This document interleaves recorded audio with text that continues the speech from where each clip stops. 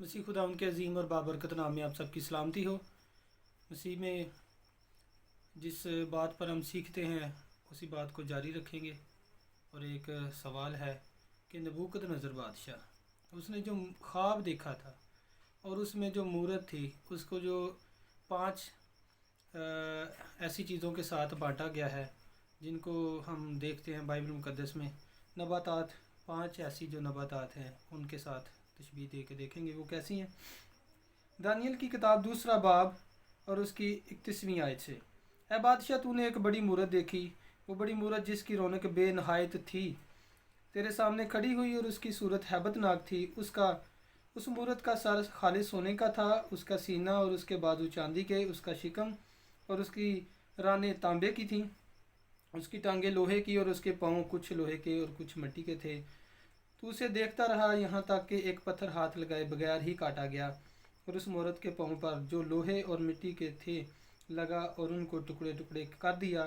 تب لوہا اور مٹی اور تانبا اور چاندی اور سونا ٹکڑے ٹکڑے کیے گئے اور تابستانی کھلیان کے بھوسے کی مانند ہوا ہوئے اور ہوا ان کو ڈالے گئی یہاں تک کہ ان کا پتہ نہ ملا، اور وہ پتھر جس نے اس مورت کو توڑا ایک بڑا پتھر بن گیا اور تمام زمین پر پھیل گیا۔ خداوند کے پاک کلام کا پڑھا سنا جانا ہم سب کے لیے برکت کا باعث ہو۔ یہ میرے عزیز بہنوں بھائیوں، جو ہم نے آج ایک نبوکت نظر کی خواب کو سیکھنے کی کوشش کی ہے۔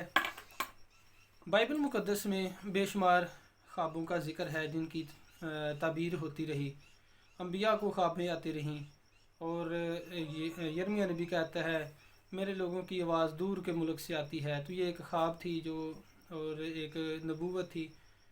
اسی طرح مصر کے بادشاہ کو خواب آئی، فرعون کو، اور نبوکت نظر کو 2 خوابیں آئی تھیں، ایک یہ تھی۔ تو یہاں پر جو اسے خواب آئی تو اس نے کیا کہا کہ وہ خواب بھول گیا۔ اس نے اپنے حکیموں کو اور اپنے تمام عقل مند لوگوں کو جو بڑے عاقل لوگ تھے ان سے کہا کہ مجھے خواب بھی بتائیں جو مجھے آئی تھی اور مجھے اس کی تعبیر بھی کر کے بتائیں۔ اگر مجھے خواب نہ بتائی گئی اور اس کی تعبیر نہ کی گئی تو میں بابل کے تمام حکیموں کو جو وہ قتل کر دوں گا۔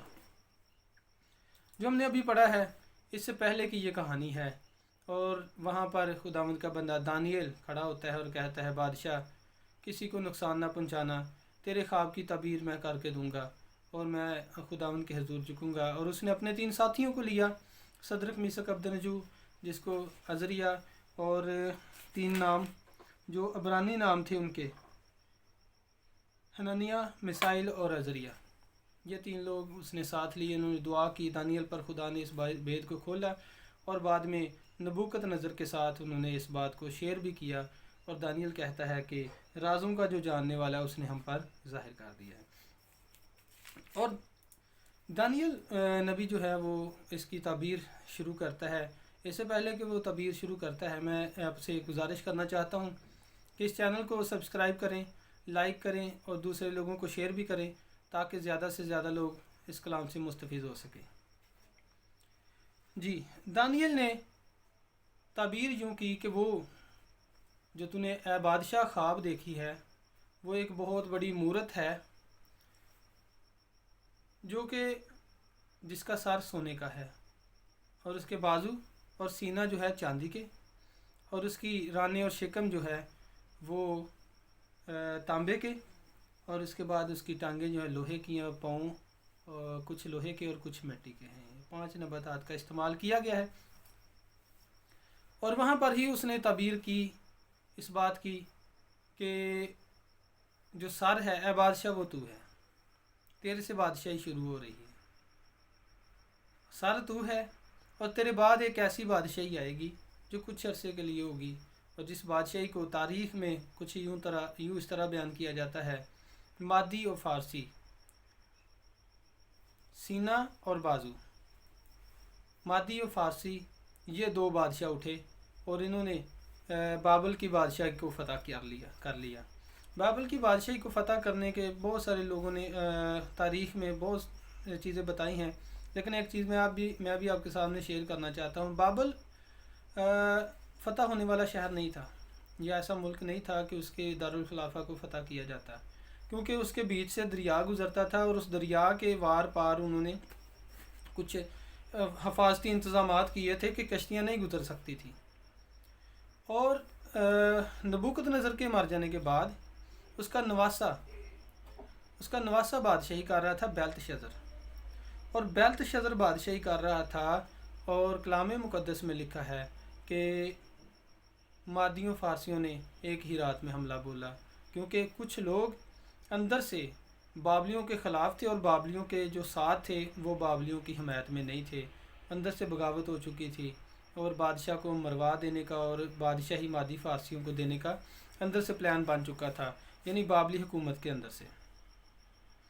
کچھ یوں اس طرح ہوا کہ چاہ بابل ایک کتاب ہے جو اگر آپ پڑھنا بھی چاہتے ہوں تو ضرور پڑھیں. چاہ بابل میں بھی اس کا تذکرہ ہے اور وہاں پر لکھا ہے کہ مادیوں نے اور فارسیوں نے کیا کیا. یہ خورس تھا بادشاہ جو لیڈر بنا ہوا تھا، اور مادیوں نے جو حکمت عملی اپنائی، خورس نے جو حکمت عملی اپنائی وہ کچھ یوں تھی کہ انہوں نے جو دریا فرات تھا نا اس کا پیچھے سے جا کے کچھ رخ چینج کر دیا، دریا فرات کا جو منہ موڑ دیا.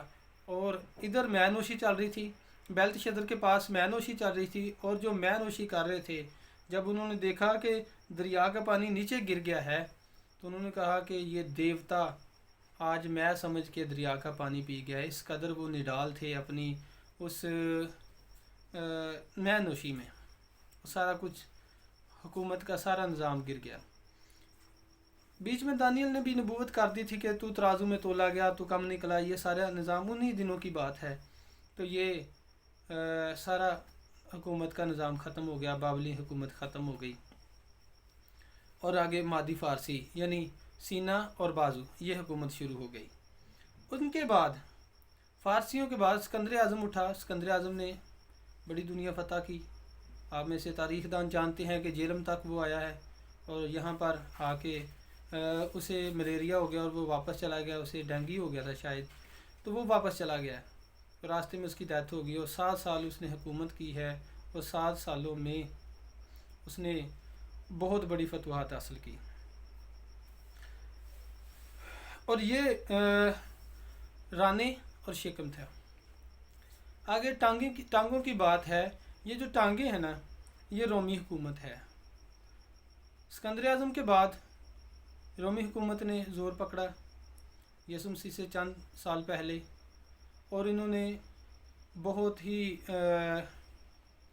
حکومتوں کو زیر کیا، بہت حکومتوں کو انہوں نے فتح کیا. یسوع مسیح سے پہلے انہوں نے ہیکل کو بھی ناپاک کیا، جس کے بارے میں عید تجدید بعد میں منائی جانے لگی، جس کو یہودا نے ایک مہم جوئی کی تھی.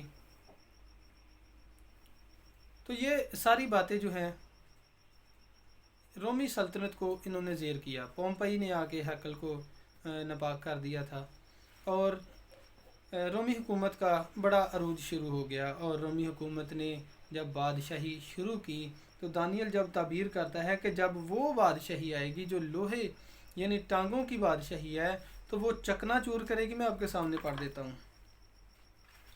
اور چوتھی سلطنت لوہے کی مانند مضبوط، اور جس طرح لوہا توڑ ڈالتا ہے اور سب چیزوں پر غالب آتا ہے. یہ میں دوسرے باب کی 40ویں آیت پڑھ رہا ہوں. غالب آتا ہے، ہاں، جس طرح لوہا سب چیزوں کو ٹکڑے ٹکڑے کرتا ہے اور کچلتا ہے، اسی طرح وہ ٹکڑے ٹکڑے کرے گی، کچل ڈالے گی. اور جو تو نے دیکھا کہ اس کے پاؤں انگلیاں کچھ تو کمہار کی مٹی کی اور کچھ لوہے کی تھیں، سو اس سلطنت میں تفرقہ ہوگا. مگر جیسا کہ تو نے دیکھا کہ اس میں لوہا مٹی سے ملا ہوا تھا، اس میں لوہے کی مضبوطی ہوگی. اور چونکہ پاؤں کی انگلیاں کچھ لوہے کی اور کچھ مٹی کی تھیں، اس لیے سلطنت کچھ قوی اور کچھ ضعیف ہوگی. سو یہ رومی سلطنت کی بات ہے جس کا بڑا دورہ رہا ہے، جس میں جولیس سیزر جیسے بادشاہ آئے، جس میں ٹائٹس جیسے بادشاہ آئے، جس میں نیرو جیسے بادشاہ آئے، اور بہت سارے پاورفل بادشاہ اس بادشاہی میں آئے، اور انہوں نے اس بادشاہی کو بہت مضبوط کیا. اس بادشاہی کے 2 حصے تھے، مغربی حصہ اور مشرقی حصہ. 2 جگہ پر یہ سلطنت چل رہی تھی. لیکن اس سلطنت نے بہت ساری قوتوں کو نقصان پہنچایا، کچل ڈالا، ٹکڑے ٹکڑے کیا حکومتوں کو، اور یہ واحد ایسی حکومت تھی جس نے پوری دنیا پر بادشاہی کی۔ کلام کا بھی فیصلہ ہے کہ چوتھی حکومت جو آئے گی وہ مضبوط ہوگی اور لوہے کی طرح مضبوط ہوگی، کچل ڈالے گی، اور ایسا ہی ہوا۔ رومی حکومت نے بہت چکنا چور کر دیا۔ رومی حکومت کے بھی بڑے ٹکڑے ہو گئے تھے۔ تاریخ دان اس کو جانتے ہیں کہ جو حصہ تھا قسطنطنیہ کا، یہ علیحدہ ہو گیا تھا اٹلی سے، اور اس کے یہاں پر بھی دو حصے ہو چکے تھے۔ پھر مشرق میں بھی اس کی بانٹ ہو چکی تھی، اور قسطنطنیہ کو بھی غالباً 14ویں صدی یا 15ویں صدی کی بات ہے، 1343 کی بات ہے شاید، تو وہاں پر قسطنطنیہ کو بھی فتح کر لیا گیا۔ تو بہت ساری حکومتیں جو ہیں وہ ساری، اس حکومت نے 1000 سال تک بادشاہی کی ہے۔ اس کی حکومت ختم نہیں ہوئی تھی۔ آگے اس کے ایک اسٹینکشن ہے جس کو میں اسٹینکشن کہہ رہا ہوں، وہ کچھ اس طرح ہے۔ اس حکومت کو نا ایک اور سپورٹ یہ تھی کہ اس کے پاؤں اور جو لوہے کے نا ساتھ ملے ہوئے تھے، مطلب مٹی بھی تھی پاؤں میں اور لیکن لوہا بھی تھا ساتھ میں۔ یہ مضبوطی تو نہیں ہے، لیکن اس میں ایک نئی بادشاہی شروع ہونے کا سلسلہ تھا، جسے یورپین بادشاہی بھی کہا جاتا ہے۔ اس کا بعد میں آغاز ہوا، جس کا لیڈر برطانیہ بنا، اور جو اس کے بارے میں لکھا تھا کہ وہ چکنا چور کرے گا، ٹکڑے ٹکڑے کرے گا۔ تو برطانیہ نے بہت سارے ملکوں کو ڈیوائیڈڈ کیا۔ بہت سارے ملک برطانیہ کی حکومت کے بعد ڈیولپ ہوئے، جیسے کہ پاکستان، ہندوستان، ایران، عراق، اور تاریخ اس کے بارے میں بتاتی ہے کہ پہلی جنگ عظیم کے بعد بہت سارے ملک آباد ہوئے، اور پھر دوسری جنگ عظیم کے بعد بھی ملک علیحدہ علیحدہ ہوئے، اور یہ برطانوی حکومت نے کیا، اور یہ ٹکڑے ٹکڑے کر دیا حکومتوں کو، کچلا، ٹکڑے ٹکڑے کیا۔ میرے عزیز بہنوں بھائیوں، یہ وہ حکومت ہے جس کو یورپی یونین کہا جاتا ہے۔ یہ 10 بادشاہیاں، 10 انگلیاں جو بیان کی گئی ہیں یہاں پر، میں پھر سے پڑھ دیتا ہوں۔ ہاں،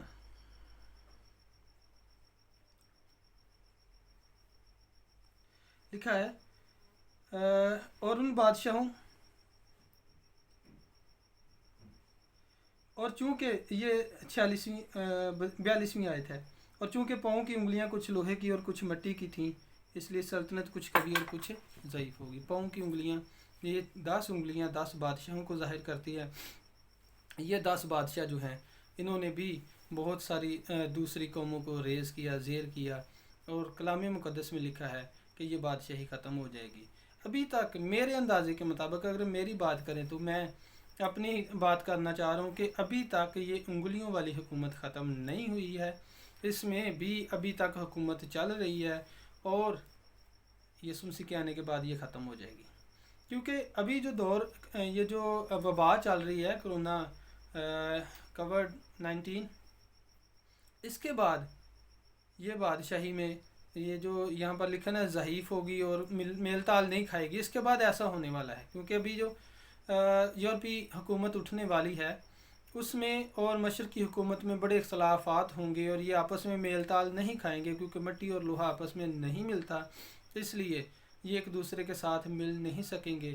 میرے عزیز بہنوں بھائیوں، اس کے بعد خداوند یسوع مسیح آنے والا ہے، جس کے بارے میں لکھا ہے آسمان پر سے ہاتھ لگائے بغیر ایک پتھر گرا، اور اس نے وہ پاؤں پر لگا اور ساری مورت کو چکنا چور کر دیا، اور تابستانی کھلیان میں جس طرح بوسا اٹھ جاتا ہے اسی طرح وہ اٹھ گئی، اور ساری مورت برباد ہو گئی، اور اس کا کوئی پتہ نہ چلا۔ جو وہ پتھر نیچے گرا، اور وہ ایک پتھر بعد میں بڑا پہاڑ بن گیا، اور وہ پتھر وہی چٹان ہے جو اسرائیل کے آگے آگے چلا کرتی تھی۔ یہ وہی پتھر ہے جس پتھر کو مماروں نے رد کیا، اور وہی کونے کے سرے کا پتھر ہو گیا، اور یہ وہی پتھر ہے جس پر یسوع مسیح نے کہا کہ تو چٹان پر گھر بنا، شاگردوں کو کہا کہ چٹان پر اپنا گھر بناؤ۔ یہ وہ پتھر ہے جس پر ہم اپنا گھر بناتے ہیں، ہم اپنا آشیانہ بناتے ہیں۔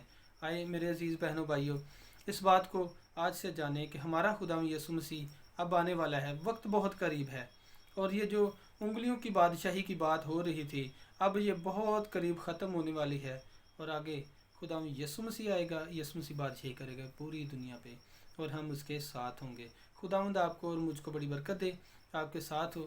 God bless you.